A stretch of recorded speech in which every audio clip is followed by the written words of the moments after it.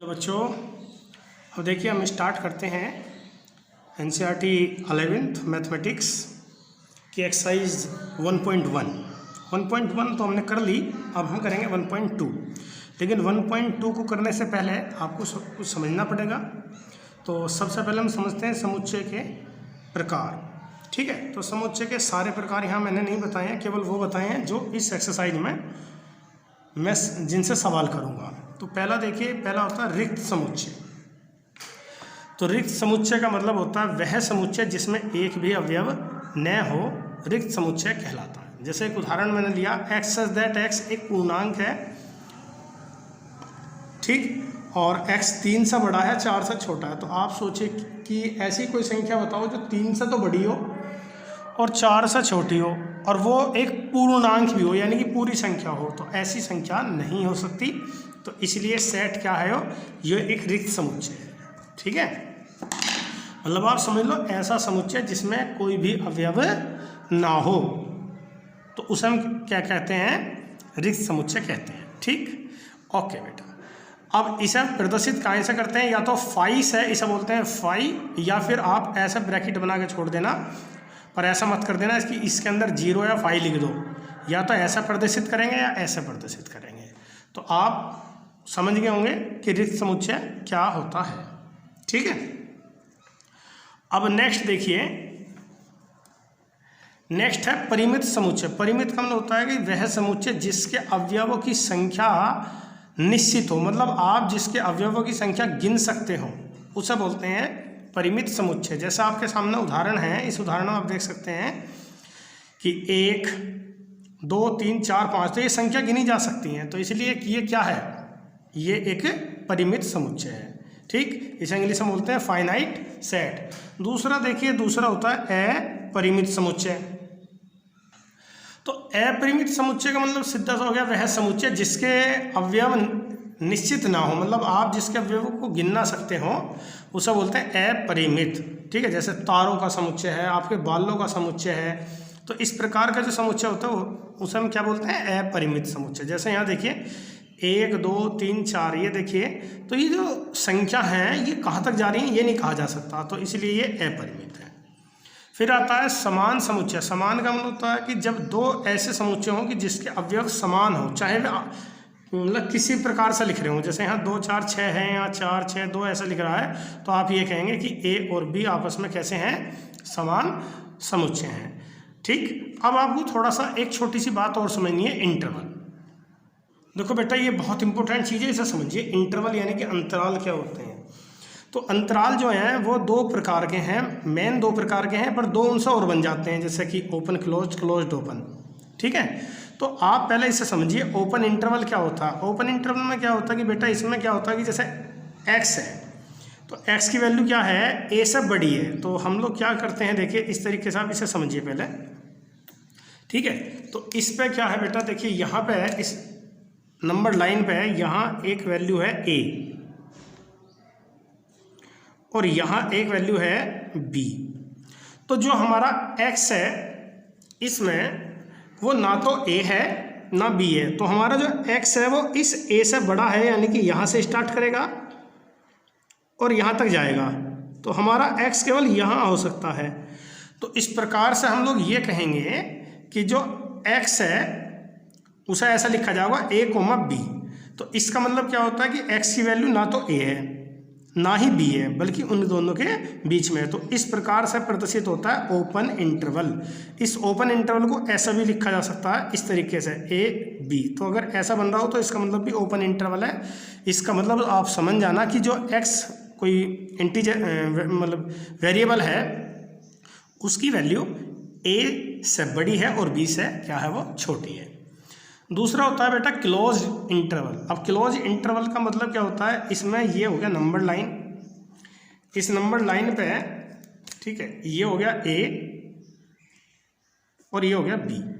तो बेटे इसमें जो हमारा आंसर है वो a भी हो सकता है, यानी कि ये a है ये b है। तो अब आंसर यहाँ से स्टार्ट करेगा और यहाँ तक कुछ भी हो सकता है, यानी कि ये दोनों भी हैं और बीच की जो आपको स्थान दिख रहा है, ये भी है। तो जितनी संख्या यहाँ है वो सारी की सारी और ए और बी को सम्मिलित कर लेते हैं। तो ओपन इंटरवल में आप ध्यान रखना, जो ये गोले हैं ये ऐसी खाली छोड़े जाते हैं और क्लोज इंटरवल में ये ऐसा क्लोज कर दिए जाते हैं, भर दिए जाते हैं। तो इसमें क्या होता है कि जो यहाँ x है उसकी जो वैल्यू है, ठीक है, वो a से बड़ी है और b a से बड़ी है या a के बराबर है।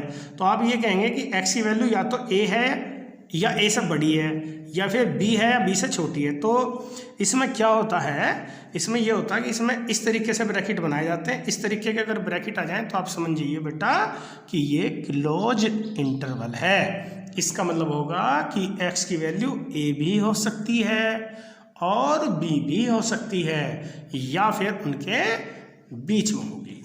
अब आता है बेटा close, open closed. Open closed का मतलब ये होता है बेटा, जैसे ये इस तरीके से बन रहा हो बेटा तो इसे पढ़ेंगे ओपन क्लोज्ड। और बेटा इसका मतलब होगा कि x की वैल्यू a से तो बड़ी है, b से छोटी है, पर b के बराबर भी हो सकती है। तो इस तरीके का जब आप लोगों को कई बार ऐसा सवाल मिलेगा, कहेगा कि इसे इंटरवल में करके लिखो, तो आप ये इंटरवल ऐसे लगाएंगे, ध्यान से सुन लीजिए। इस तरीके का ओपन इंटरवल का मतलब है कि x की वैल्यू a नहीं हो सकती, a से बड़ी होगी। पर इस इधर से क्लोज्ड हो रहा है, इसका मतलब x की वैल्यू या तो b होगी या b से छोटी होगी, ठीक है। अब देखिए यहाँ पे हमारा है क्लोज्ड। क्लोज्ड का मतलब इधर से तो क्लोज्ड है और इधर से मान लीजिए ओपन है। तो इसका अर्थ हुआ कि x की वैल्यू अब या तो a है या a से बड़ी है, बट b से क्या है वो छोटी है, ठीक है। अब मैं आपको एक क्वेश्चन और ले लेता हूँ, छोटा सा एग्जाम्पल आप देख सकते हैं। बेटा अगर ऐसे लिख रहा हो 3,10 तो आपसे कहा जाए कि बताइए इसकी वैल्यू क्या हो सकती है। तो आप कहेंगे कि यहाँ x की जो वैल्यू है 3 से बड़ी है, ठीक है। 3 से बड़ी मान लो, इसमें यह भी कहा कि वो वैल्यू इंटीजर है, ठीक है। तो 3 से बड़ी वैल्यू क्या लिखोगे, 4 लिख दोगे, हैं 4 लिख दोगे, 5 लिख दोगे, 6 लिख दोगे, 7 लिख दोगे, 8 लिख दोगे, 9 लिख दोगे। बेटा 10 भी लिखना पड़ेगा क्योंकि शर्त यह है कि x एक इंटीजर है, राइट, जो 3 से बड़ा है परंतु 10 या 10 से छोटा है। तो बेटा ये क्लोज और ओपन इंटरवल आपको क्लियर हो गए होंगे। आप इन्हें एक बार और देख लेना बेटा, फिर देख लीजिए open interval, close interval. Open में क्या होता है कि जो साइड वाली वैल्यू होती है वो नहीं ली जाती, और क्लोज इंटरवल में साइड वाली वैल्यू ली जाती हैं और उनके बीच की वैल्यू भी ली जाती है। अब बेटा शुरू करते हैं एक्सरसाइज। चलिए बेटा एक्सरसाइज है अब आपकी एनसीईआरटी की है ये एक्सरसाइज, कौन सी, 1.2। बहुत इजी एक्सरसाइज है। इसमें आपसे पहला सवाल है, निम्नलिखित में से कौन से रिक्त समुच्चय हैं। तो पहला क्वेश्चन देखिए इसका फर्स्ट पार्ट। तो फर्स्ट पार्ट आप मुझे बताइए, इसमें लिख रहा 2 से भाज्य विषम संख्या। यार बताइए ऐसी संख्या बताओ जो 2 से कटे और विषम है, ठीक है। 2 से भाज्य भी हो और वो विषम भी हो, तो इसका मतलब ये क्या है, पहला रिक्त समुच्चय है आपका, ठीक है, ये समझा गया। अब आप इसे पढ़िए सम अभाज्य संख्या। अब सम अभाज्य संख्या तो हो है जो सम भी है और अभाज्य भी है, तो 2 है एक ऐसी संख्या जो सम भी है और अभाज्य भी है, तो ये रिक्त नहीं है, ओके, रिक्त नहीं है। अब आप इसे अगले को पढ़िए। अगले में क्या कह रहा है, थर्ड में बताओ। थर्ड में कह रहा है कि x सच दैट x प्राकृतिक संख्या है, ठीक है, ओके, जो छोटी किससे है 5 से और बड़ी किससे है 7 से, तो ऐसी संख्या 6 है। नहीं, ऐसी संख्या हो ही नहीं सकती, सॉरी, ऐसी संख्या हो ही नहीं सकती जो 5 से तो छोटी हो। सोचो, दिमाग लगाओ थोड़ा, जो छोटी हो 5 से और उधर बड़ी हो 7 से। यार अगर 7 से बड़ी है तो मान लो 8 है, तो 8 5 से तो छोटा होता नहीं, तो ये बिल्कुल रिक्त हो सके, 0 नहीं है बेटा। इसे मैं दोबारा कर लेता हूँ, ये रिक्त है, तो इसका जवाब है यस, ये वाला रिक्त है। अब ये बताइए y such that x y किन्हीं भी 2 परस्पर रेखाओं का उभयनिष्ठ बिंदु। तो इसे देखिए, तो चलिए इसका फोर्थ पार्ट देखिए। इसमें बोला है y such that y, fourth part में आपसे ये कहा कि 2 हमारे पास समांतर रेखा है। तो आप ये बताइए क्या आपको इनमें कोई बिंदु ऐसा दिख रहा है जो दोनों में कॉमन हो। कॉमन बिंदु तो ऐसा हो जैसे मान लो एक लाइन ये है, एक लाइन ये है, कि ये वाला पॉइंट दोनों में कॉमन आ गया। तो इनमें तो कॉमन है ही ना, मैं इनमें तो कॉमन है, चलो ये इंटरसेक्शन पॉइंट है, लेकिन इनमें तो कोई कॉमन आने का ही नहीं है, तो इसलिए ये भी क्या है, रिक्त है। तो इसका जवाब भी क्या आ गया, रिक्त है। तो दो से कटने वाली जो भाज्य संख्या विषम होगी, ये वाला आपका रिक्त है और ये वाला रिक्त नहीं है, ये और ये दोनों आपके रिक्त समुच्चय के उदाहरण हैं। ठीक है, आइए क्वेश्चन नंबर 2 को देखिए। चलो यार बच्चों देखो क्वेश्चन नंबर 2, इसमें पूछ रहा कौन सा परिमित है और कौन सा अपरिमित है। वर्ष के महीनों का समुच्चय, तो वर्ष के महीनों का जो समुच्चय है, पहला जो पार्ट है वर्ष के महीनों का समुच्चय, तो ये क्या है, परिमित है, गिना जा सके भाई, गिन सकते हो तो परिमित है। सेकंड बताओ, सेकंड में क्या करा, सेकंड में कह रहा है यार ये बताओ तो मुझे 1 2 3 डैश डैश डैश, अब ये संख्या आगे कहाँ तक है, तो ये परिमित नहीं है, ये कैसा है, अपरिमित है। ओके, इसे बताओ ये परिमित है, अब बीच में डैश डैश है, लेकिन लास्ट का तो पता 100 है, तो ये क्या है, परिमित है। ठीक है, अब बताओ 100 से बड़ी जितनी भी पूर्णांक है, 100 से बड़ा 101 102 103, तो ये कोई गिने जा सके 100 से बड़ी कितनी संख्या, तो ये क्या है, अपरिमित है।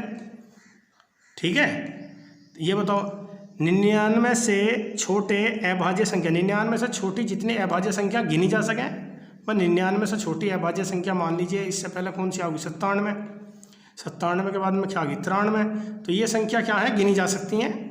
ठीक है, ये संख्या गिनी जा सकती हैं, तो इसलिए ये भी क्या है, परिमित है। तो आप कहेंगे कि ये भी परिमित है। ओके बेटा, अभी बहुत आसान से है ना, फटाफट देख लो।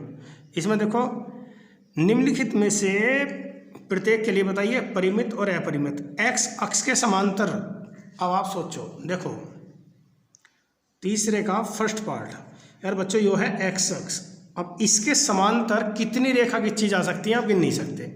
मान लो यो एक्स अक्ष है, ठीक, अब इसके समांतर तो इनफाइनाइट रेखा खींची जा सकती है, 1 2 ऐसे 3 4, तो ये नीचे को बहुत सारी चलेंगी, ऊपर को भी रहेंगे, तो इसका मतलब जो तीसरे का फर्स्ट पार्ट है ये क्या है, अपरिमित है। ये क्या है, अपरिमित है। अब इसे बताओ मुझे, अंग्रेजी वर्णमाला के अक्षर है मेरे यारो, ऐसा तो तुम कर ही लोगे। अंग्रेजी वर्णमाला के जो अक्षर हैं ये तो गिन सको, A E I O U, तो ये क्या है, परिमित है। अब अगला देखो थर्ड पार्ट क्या है, थर्ड पार्ट है उन संख्याओं का समुच्चय जो 5 के गुणज है, 5 के गुणज भैया, 5 के, यो परिमित है वाला ध्यान रखना, 5 के गुणज 5 10 15 गिन लो, नहीं गिने जा सकते, ये क्या है, अपरिमित है। ठीक है, पृथ्वी पर रहने वाले जानवरों का समुच्चय, क्या आप पृथ्वी पर रहने वाले जानवरों का समुच्चय क्या गिन सकते हैं। देखिए ये थोड़ा सा जो है विरोधाभास वाला सवाल है, कुछ बच्चे कहते हैं कि सर नहीं गिने जा सकते, कुछ कहते हैं गिने जा सकते हैं। तो आप थोड़ा दिमाग लगाओ कि पृथ्वी पर रहने वाले जितने जानवर हैं अगर उनकी काउंटिंग करी जाए, मान लो गिने जा सकते हैं, क्योंकि मान लो एक गांव में रहने वाले व्यक्तियों से कह दिया जाए कि भाई आप अपने गांव में जितने प्राणी हैं जीव जंतु सबको गिन लो, ठीक, दूसरे गांव वालों से भी कह दिया जाए, शहर वालों से भी कह दिया जाए, तो बाद में सबकी काउंटिंग जोड़ लो। तो मेरे हिसाब से ये क्या है, परिमित होना चाहिए। अब आप फिफ्थ देखिए, फिफ्थ कह रहा मूल बिंदु 0 0 से जाने वाले वृत्त, मूल बिंदु से, यहाँ देखो यो है मूल बिंदु, एक वृत्त ये चला गया जो मूल बिंदु से जा रहा, ये भी जा सके, ठीक है, इधर को भी जा सके मूल बिंदु से, तो ये क्या है, अपरिमित है, यानी कितने वृत्त जाएंगे। ठीक है, तो इसका आंसर आ गया अपरिमित। अब देखो नेक्स्ट क्वेश्चन बहुत आसान है यार। नेक्स्ट क्वेश्चन में क्या कह रहा है भाई, ये बता दो इनमें से कौन से बराबर है। ये लिख रहे हैं A B C D, ये भी क्या है, A B C D, तो ये तो इसी के बराबर है। ये हैं 4 8 12 16, सारी संख्या, ये रहे 4 8 12 16, ये सारी की सारी संख्या हैं, ठीक है। इनमें देखो ये किसके बराबर बैठेगा, ये 4 8 12 16, अच्छा ये बराबर है या ना है ये बताने, तो ये वाला बराबर नहीं है, ये तो यस है, ठीक है, पहले वाला ये बराबर नहीं है। ये है 2 4 6 8, और ये भी क्या है, जो सारी संख्या सम है और 10 से क्या है वो छोटी, तो इसका मतलब ये भी बराबर है, बीच वाला बराबर नहीं है, ये वाला बराबर है। अब इसे बताओ एक्स दैट 10 से कटने वाली संख्या, तो 10 से कटने वाली संख्या होगी 10, 20, 30, लेकिन यहाँ क्या आ रहा 15, तो इसका मतलब ये भी बराबर नहीं है।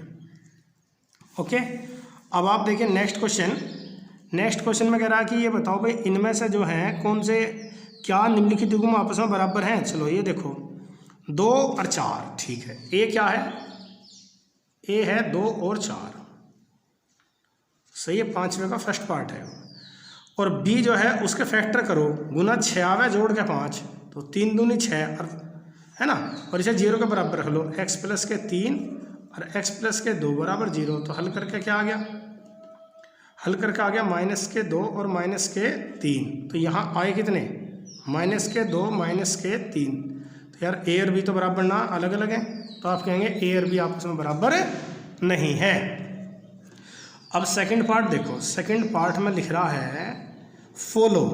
मैंने बताया कि समुच्चय में जब आप इन्हें लिखोगे तो जो अक्षर 2 बार आ रहा हो 1 बार लेना, F O L और W, ठीक है भाई, ये ले लिए तुमने। अब ये बताओ जो बी पार्ट है, बी में क्या है भाई, W O L और F, तो यार यही तो है, तो इसका मतलब ए और बी कैसे हो गए आपस में, बराबर हो गए, ठीक। अब आप नेक्स्ट क्वेश्चन देख लो, क्वेश्चन नंबर अब आपका 6। तो क्वेश्चन नंबर 6 में यार ये बोल रहा कि ये बता दो इनमें से कौन से समान हैं। तो लिख रहा है 2, 4, 6, एक इसी के समान है। देखो नीचे दिए गए समुच्चय में से समान समुच्चय का चयन करो, ठीक है। समान समुच्चय कौन कौन से हैं इसमें, 1, 2, 3, 4। देखो एक तो बी डी के बराबर है, 1, 2, 3, 4, ओके। और बताओ इसके अलावा क्या और भी कोई, हाँ एक ई जी के बराबर है, ई और जी बराबर है। देखो 1 - 1 1 कैसे भी आ जाए उससे कोई दिक्कत नहीं है। और बताओ और इसमें आपस में बराबर नहीं है, तो एक तो बी डी के बराबर है और एक ई जी के बराबर, और आपको कोई दिख जावे तो उसे भी लिख देना।